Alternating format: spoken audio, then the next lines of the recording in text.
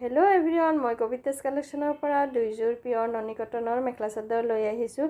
কাপোৰ দুইযোৰ বহুত ধুনীয়া হয়। পিয়ৰ ননী কটনত আহিব, ধেমাজি মেড হয়। আপোনালোকক মই দেখুৱাই আছোঁ। প্ৰথমতে এইযোৰ আহিব মেৰুন ডিপ মেৰুন কালাৰত থাকিব ননী কটনৰ মেখেলা চাদৰযোৰ। বহুত ধুনীয়া হয়, ছফ্ট হয়, আপোনালোকে পিন্ধি বহুত আৰাম পাব। এইখন আহিব চাদৰখনৰ গোটেই গাত ডাঙৰ ডাঙৰ বুটা থাকিব। য়েল্লো আৰু চিলভাৰ গুণাৰে গোটেই গাত কাম কৰা থাকিব। এনেকুৱা ডাঙৰ ডাঙৰ বুটা, বহুত ধুনীয়া হয় কাপোৰযোৰ আৰু আঁচলৰ ডিজাইনটো এইটো থাকিব। বহুত ধুনীয়া হয় কাপোৰযোৰ, আপোনালোকে সোনকালে বুক কৰিব পাৰে।